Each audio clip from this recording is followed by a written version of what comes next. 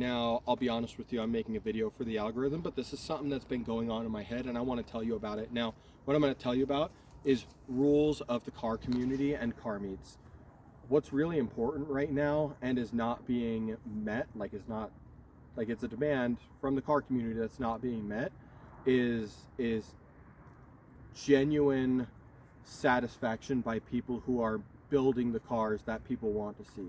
Now, I used to be a huge part of the car community, and I get super, super sour about even bringing my car out there because I don't get the attention that I want.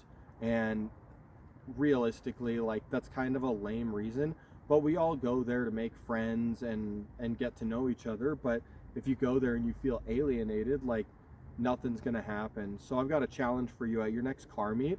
Just give as much positivity as you can.